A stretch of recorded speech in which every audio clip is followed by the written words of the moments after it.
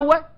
नहीं स्वामी जो रामचरित हमारे पार्टी के सम्मानित नेता हैं। हाँ तो प्रत्येक लड़ाई लड़ रहे हैं, किसी और धर्म ग्रंथ की जला के देखे ना, स्वामी पता लग जाएगा दूध का दूध और पानी का पानी क्या होता है। प्रसाद मौर्य कोई धर्मगुरु नहीं है।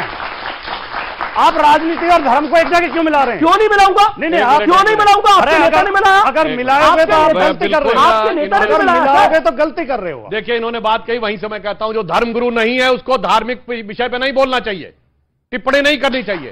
डॉक्टर नहीं हो तो डॉक्टरी पे मत बोलो, इंजीनियर नहीं हो तो इंजीनियरिंग पे मत बोलो, इकोनॉमिस्ट नहीं हो तो इकोनॉमिक्स पे मत बोलो। नेता हो तो कहो हाँ मेरा ये नेता के रूप में विचार है, आप धार्मिक ग्रंथ पे क्यों टिप्पणी करने लगते हैं? और दूसरा इन्होंने जो एक बात कही, जवाब ले लेना, मैं याद दिला, हाँ मैं बिल्कुल दूंगा, आपको मौका दूंगा।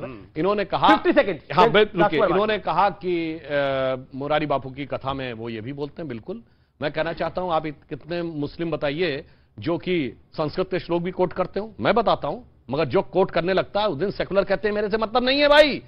आरिफ मोहम्मद खान साहब कितनी शानदार शानदार बातें कोट करते हैं। डॉक्टर एपीजे अब्दुल कलाम कहते थे कि मैं भगवत गीता पढ़ता हूं, तुरंत वो बाहर हो जाता है। उस्ताद बिस्मिल्लाह खान जिन्होंने पहली शहनाई बजाई थी भारत की स्वतंत्रता पे, जब अंतिम समय वो बीमार थे, यूपीए की सरकार थी और यूपीए उन्होंने कहा कि हम दिल्ली में रहकर पूरा इलाज करेंगे, उन्होंने कहा नहीं अब तो मैं काशी में ही जाऊंगा। उन्होंने क्या कहा, चना चबेना और गंगा जल जो देवे करतार, काशी छोड़ न जाइए जहां विश्वनाथ दरबार।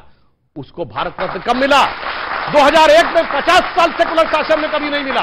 इसलिए और सुनिए, महात्मा गांधी ने कहा था ना, ईश्वर अल्लाह तेरो नाम बिरला मंदिर में उस जमाने में गवा दिया था। मैं चुनौती से कहता हूं किसी मस्जिद में गवा देखो ईश्वर अल्लाह तेरो। ये जो आप सेकुलरिज्म की बात कहते हैं, सेकुलर परेशान जी, और सनातन का सम्मान इसलिए कहा जाता है, बहुत समझ समझ के बोलने की बात होती है। इन्हें जानकारी है लेकिन जानबूझ के छिपा रहे हैं।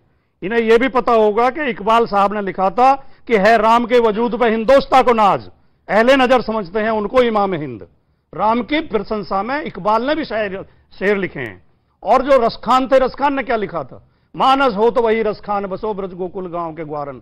श्री कृष्ण की स्तुति में उन्होंने छंद लिखे हैं। तो ऐसा नहीं है कोई मुसलमान नहीं कहता, मुसलमान भी राम को मानते हैं, कृष्ण को भी मानते हैं, हिंदू भी मुसलमानों का सम्मान करते हैं। इसी से देश मजबूत होगा। ये जो लड़ाने की राजनीति है, ये जो अपने राजनीतिक स्वार्थ के लिए घृणा फैलाई जाती है, लड़ाई कराई जाती है, फैला रहा है घृणा? एक मिनट, कौन फैलाता है आपको नहीं पता? आप बता दीजिए। आरएसएस और बीजेपी फैलाती है। अच्छा, आरएसएस और बीजेपी का एजेंडा ये है कि लोगों को लड़ाओ, जाति के नाम पर लड़ाओ। ये जो यहाँ का झगड़ा मेवात का किसने शुरू किया? आरएसएस ने शुरू किया। आपने बोला राजस्थान में जो गुर्जर और मीणा लड़ाई किसने लड़ाई? आरएसएस में लड़ाई। आज अगर मणिपुर में अगर मैतेई और कुकी लड़ रहे हैं, किसके लड़ाई हुए? बीजेपी के लड़ाई हुए। आरएसएस और बीजेपी हमारे साथ दंगे कराती है। आरएसएस और बीजेपी लड़ाती है। मुझे एक लाइन में बोलना चाहता हूं, क्योंकि जनाब ने बोला कि आरएसएस और बीजेपी लड़ा रही है। सब लोगों को 1947 में देश का बंटवारा हुआ तो आरएसएस और बीजेपी लड़वा रही थी, बीजेपी का जन्म नहीं हुआ था तब। उससे पहले जब देश का बंटवारा मांगा गया, किस आरएसएस और बीजेपी का जन्म हुआ था? हाशिमपुरा दंगे हुए, कौन सी बीजेपी थी? अब सुनिए, मलियाना दंगे हुए, कौन सी बीजेपी थी? कई सारे सवाल है सर, आप डूब जाइएगा, जवाब नहीं आ पाएंगे। ओके, सुधांशु त्रिवेदी, आपका देखिए, दो राष्ट्र का सिद्धांत आरएसएस और हिंदू महासभा ने दिया था, सावरकर ने दिया था, जिन्ना ने बाद में मांग की थी दो राष्ट्र की। यहाँ पर तो बड़ा प्यार मोहब्बत है जी। पहले इन्होंने एक बड़ी अच्छी बात कही, भी दूध का दूध पानी का पानी हो जाता है। इन्होंने नाम लिया रसखान का। उनका नाम था सैयद इब्राहिम रसखान, बहुत बड़े कृष्ण भक्त कवि थे। और जिस इन्होंने कविता बोली वो थी कि रसखान कह रहे हैं कि मानुष हो तो वही रसखान, यानी मेरा अगला जन्म मनुष्य के रूप में हो। तो रसखान क्या करे, क्या बनूं? बसों ब्रज गोकुल गांव के ग्वारन, गोकुल में ग्वाल बालों के बीच में। जो पशु हो तो कहा बस मेरो, पशु के रूप में दूसरा जन्म हो। चरो नित नंद की धेनु बजारन, तो गाय बनू नंद बाबा के। और पाहन हो तो वही गिरि को, पत्थर बनू जो धर्यो कर छत्र पुरंदर धारन, गोवर्धन पर्वत पे। और जो खग हो तो बसेरो करो कहूं कालिंदी कूल कदम की डारन, यानी पक्षी बनूं तो उस कदम के वृक्ष पर जिसके नीचे भगवान कृष्ण मुरली बजाते थे। मैं पूछना चाहता हूं, अगला जन्म मानने वाला व्यक्ति जो कहे कृष्ण भक्त के रूप में अगला जन्म लूं, इस्लाम के हिसाब से सही है कि खारिज? अभी दूध का दूध पानी चालाकी है, दूध का दूध पानी का पानी। आज फतवा जारी हो जाता, रसखान पर फतवा जारी हो जाता। अच्छी बातें भी नहीं बचेंगी। इसीलिए मैंने कहा अमीश रसखान ने तो शेष महेश दिनेश गणेश महेश उजाई निरंतर गावे। रसखान ने तो यह भी कहा, और सुनिए उसके आगे ये ही अनादि अनंत अखंड जाय अनादि हाँ। अखंड अछेद अभेद सुभेद वेद बताइए, वेद आप यहाँ उनका क्यों जवाब मांग रहे हो? राजस्थान में बात करो। ठीक है, आगे। उनका क्यों जवाब मांग रहे हो? राजस्थान में बात करो। सर शदाब चौहान, जवाब जो सुधांशु जी ने पूछा, और एक सवाल मैं अपनी तरफ से पूछ रहा हूं आपसे, क्या गुलाम नबी आजाद साहब अभी भी सेकुलर है? मैं तो कह रहा हूं कि वो गुलाम नबी से गुलाम भागवत हो गए, क्या हुआ नहीं मालूम, लेकिन उनको जिस चीज के बारे में क्या हो गए? गुलाम नबी से लेकर के गुलाम मोहन भागवत तक का सफर उन्होंने, क्योंकि वो तथ्यहीन बात कर रहे हैं, वो ऐसी बात कर रहे हैं। उन्होंने कहा कि किसी का इतिहास इतने साल पुराना है, उन्हें पता होना चाहिए कि हमारा ये बिलीफ है। उनको नहीं मालूम, उनका बिलीफ ही नहीं है कि जब से दुनिया बनी है तब से इस्लाम है, लेकिन मुकम्मल हुआ है। अभी बताएंगे उनको, रिलीजियस स्कॉलर हमारे बैठे हैं, वो बताएंगे। हिंदू और मुसलमान सब प्यार से रह रहे हैं, आप कहे मथुरा का विवाद लेके आगे पड़े, कहे आप ज्ञान वापी को लेकर इतनी चर्चा कर रहे हैं, इतना प्यार है, प्यार से मांगेंगे सब दे देंगे। निवेदन है मेरा। क्या बात कर रहे हैं आप? मोहब्बत है, मोहब्बत की दुकान खुली हुई है, आप क्या बात कर रहे हैं? मांग के तो देखिए जनाब। दुकान में हमारी जगह नहीं है अमीर जी। अच्छा, नहीं हमारी जगह नहीं उस दुकान में, मोहब्बत की दुकान। नहीं उसमें हमारे लिए कोई जगह नहीं। अगर जगह होती तो माने सर जेल में होता। अच्छा ठीक, तो उससे हमें रिलेट। ठीक है। ये जो भाई साहब हैं जिन्होंने काली जैकेट पहनी, में नाम नहीं, शदाब जी, शदाब चौहान साहब, हम चौहान साहब कहेंगे, प्यार की बात है। चौहान साहब से हम एक निवेदन कर रहे हैं। अभी इन्होंने क्या कहा कि कब से, जब से धरती बनी है तब से क्या है क्या? वो कहां पे, थोड़ा हमें बता दें, थोड़ा उसको हम पढ़ लें। हाँ नहीं, आपने मेरा जिनसे क्वेश्चन निवेदन। हाँ बिल्कुल नहीं, आपकी बात। मेरा कुछ और बोलना ही नहीं मुझे, ये सिर्फ वो किताब बता दें और कहां पढ़ना है, कि हम लोग सब क्या नाम है उन्हीं के हैं क्या? ठीक है, आप सुन लीजिए, पूरी बात मेरी मुकम्मल होती। जब ईश्वर ने इस दुनिया को बनाया, ईश्वर मत कहिए उसे, सुन लीजिए। ईश्वर कहेंगे तो ट्रांसफर हो जाएगा मामला।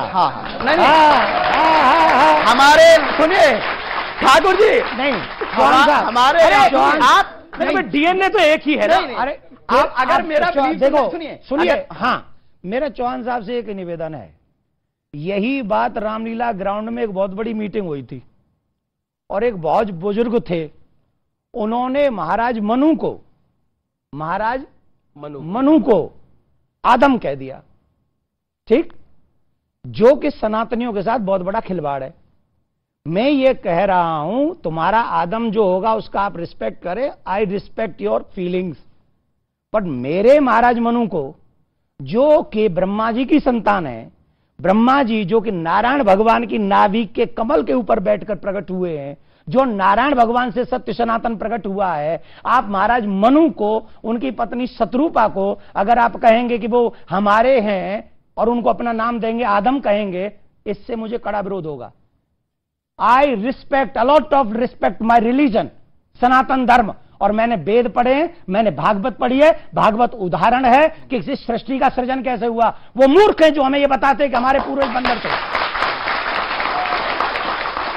हमारे पूर्वज ना कोई बंदर है ना कोई आदम है, हमारा पूर्वज भगवान नारायण है। नारायण से ब्रह्मा, ब्रह्मा से मनु, और महाराज मनु की संतान होने के नाते मानव कहलाए। इसलिए हमारे इस पूरे गणित में डीएनए एक होगा, आपने बीच में चेंज किया होगा कुछ, हमारा डीएनए नारायण से चल रहा है और आज तक वही है। सुनिए, आज ऋषि सुन्नत कह रहे हैं कि मैं बतौर प्रधानमंत्री नहीं, बतौर हिंदू आया हूं। आज गुलाम नबी आजाद कह रहे हैं कि हम सब पहले सनातनी थे, हम कन्वर्ट हो गए। शेख अब्दुल्ला की बायोग्राफी है, तो मानिए ना कन्वर्ट हुए, या तो किसी लालच में हुए या किसी डर में हुए। ऑप्शन तो यही थी। शादाब चौहान, एक मिनट वो लाइए, क्या आप 50 का 100 का एफिडेविट ले आइए, उस पर साइन कर देंगे। किस बात के लिए एफिडेविट लिया? हाँ कन्वर्टेड है। कितनी बार बोले इसको कितनी बार बोले? देवकीनंदन जी, कितनी बार बोलेंगे कि आपको देवकीनंदन जी 30 सेकंड, सुधांशु त्रिवेदी, देवकीनंदन जी 30 सेकंड। मैं सिर्फ 20 सेकंड में बात खत्म कर रहा हूं जी। आज इस बहस में एक बहुत काम अच्छा हो गया कि सबने एक्सेप्ट किया कि हमारा डीएनए एक है। ठीक, रुकिए। अब एक और बात निश्चित हो जाती है कि हमारे पूर्वजों ने कभी न कभी तो भोले बाबा की और श्री कृष्ण की पूजा की होगी। तो हम आप सबसे आज आप ही के चैनल के माध्यम से, शांति वार्ता के माध्यम से शांति मैसेज हम आप सबको हाथ जोड़ के दे रहे हैं। इसमें हमारे कोई द्वेष भाव नहीं है। हमारे श्री कृष्ण को, उनकी छवि को औरंगजेब ने कृष्ण मंदिर तुड़वाकर उनकी छवि को जामा मस्जिद की सीढ़ियों में गाड़ दिया है। बस चेक हो जाने दो है कि नहीं है, तो वो हमें दे दीजिए, अगर नहीं है तो उसमें जो नुकसान होगा हम आपको ला कर देंगे, हम देंगे, उसे सीढ़ी बनवाएंगे। बस डीएनए ने कभी ना कभी तो उन्होंने भी पूजा की है ना हमारे पूर्वजों ने। तो मतलब आप कह रहे हैं सब, सुधांशु मैं आपको बता रहा हूं, ओके आप सब आप कह रहे हैं सब अगर कन्वर्टेड है तो जी। इन्होंने बहुत अच्छी बात कही है। अब जब हम लोग मान लेते हैं कि सब एक हैं, तो गुरु गोलवलकर जी ने कहा था ना, ये देश उन सब का है जो इसको पुण्य भूमि भी मानते हैं और पितृभूमि भी मानते हैं, यानी पूर्वज भी मानते हैं। मान लिया तो एक बड़ी अच्छी बात जानते क्या है, जब हम सब यहां के हैं तो ये विदेशियों के लिए हम क्यों लड़ रहे हैं? जो स्वामी जी ने कहा, भाई औरंगजेब की डिसेंडेंसी तो मंगोल और उज्बेक से है, अलाउद्दीन खिलजी की बाहर से है, तुर्क अरब, भाई इस्लाम अम्ल रसूल है। आपने कहा नबी के गुलाम बनिए, बादशाहों के गुलाम क्यों बन रहे हैं भाई? ये देश है हमारा। में रुकेंगे एक ब्रेक के लिए, लेकिन ब्रेक के उस पार ये चर्चा जारी है। ब्रेक के बाद कुछ जोरदार सवाल होंगे और ये चर्चा भी जोरदार होगी। आप देखते रहिए, ये देश है हमारा। पशु की पूजा करेंगे, आदमी का सिर काट देंगे। किसका सर काटा भाई? आदमी का पेशाब करते हो।